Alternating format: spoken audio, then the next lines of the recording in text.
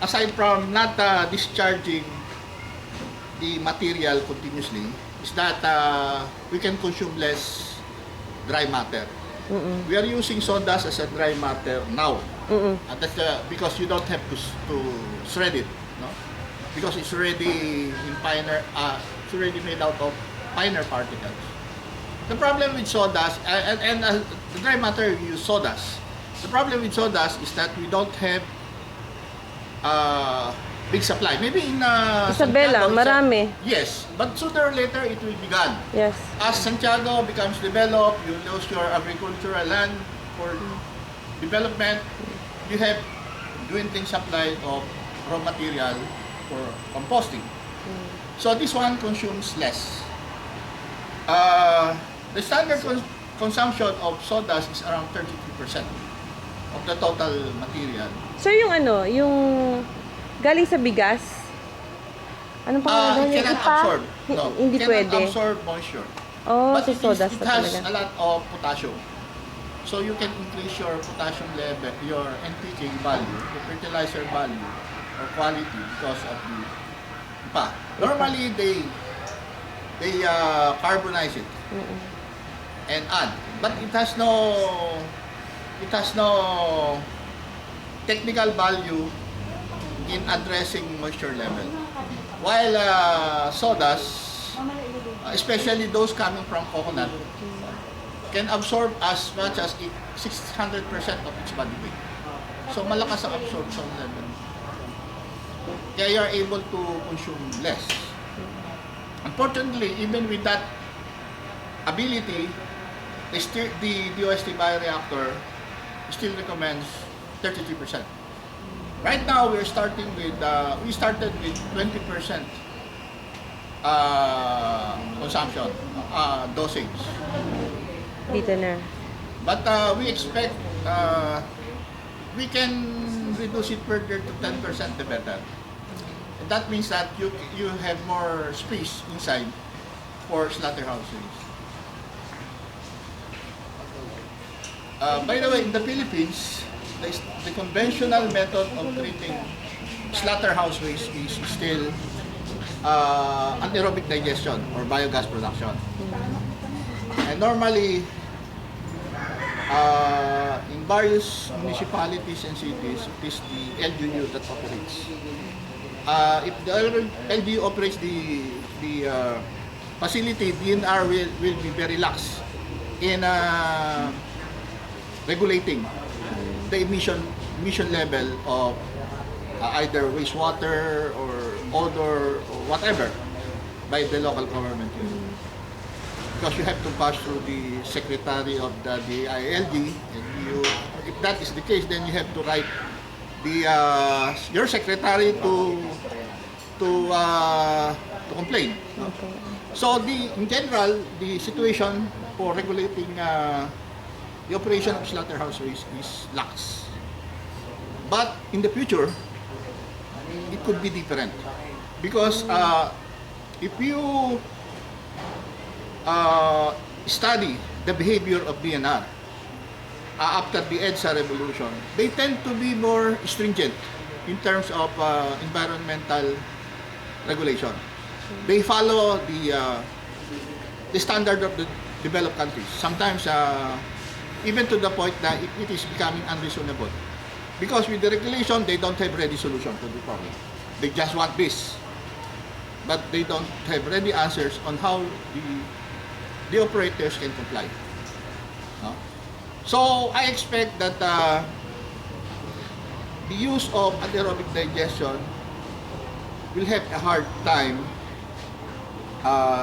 complying with the regulations. The situation is even worse with the private sector. Because in the private sector, the regulation is strict. They can shut you down anytime. For example, in the case of Monterey, for example, in case they don't comply, the LGU can withdraw the business permit. Because for the business permit to exist, you have to comply with your ECC. And since you are not complying with the ECC, you are now at the mercy of the LGU. So the potential market for this one is more on the private sector, private slaughterhouses. And for those LGUs who are more responsible in protecting the environment.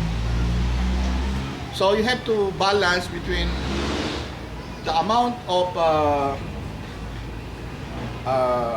fuel you save from the biogas you generate, and the cost of the additional cost of waste treatment that you need in order to comply with the law. Yun ang mahirap. And that's the reason why in the case of Monterrey, they decided not to adopt a conventional method because it will not pass. We will have a problem with the wastewater quality. And DNR now is very stringent on wastewater quality. No? Unlike in a composting of waste, either market waste or slaughterhouse waste, it's still a honeymoon period. The DNR is still fascinated with the technology, and they realize that it is a lesser evil than the traditional treatment being done for wastewater. So I think there will be a growing market for composting of slaughterhouse waste.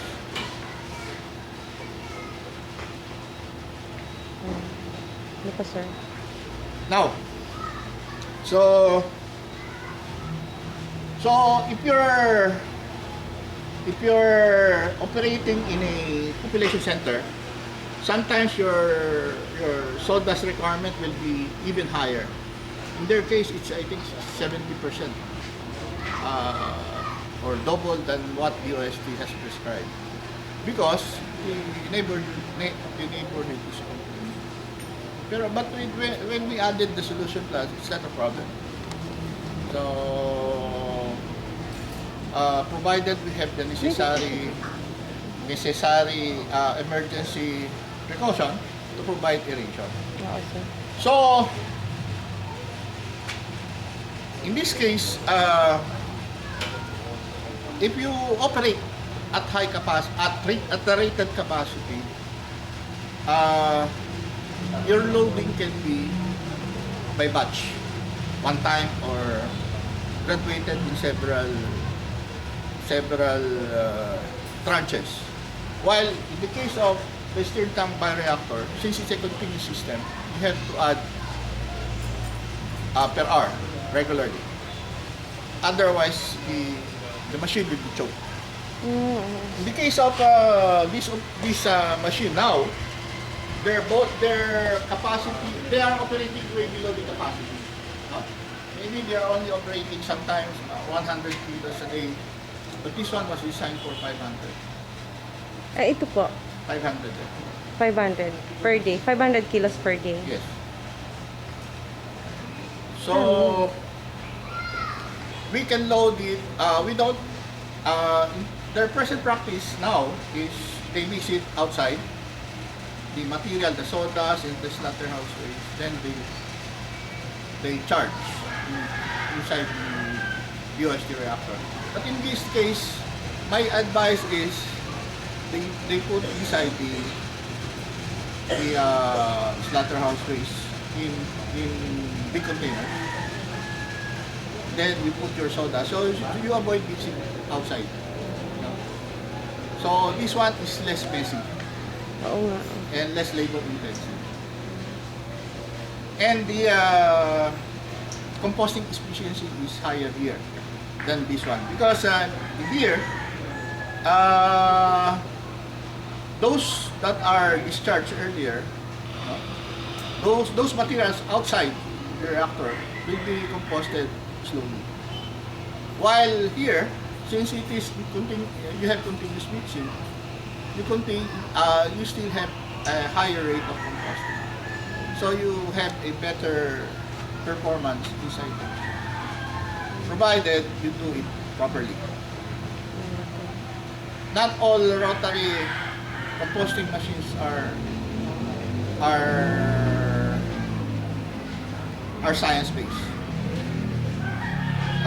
Some of them came from enterprising individuals with different expertise other than science.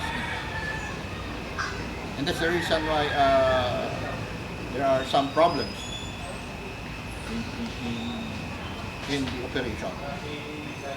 So, supposedly, if they have the volume, they can charge it daily, and they can discharge it also daily before charging.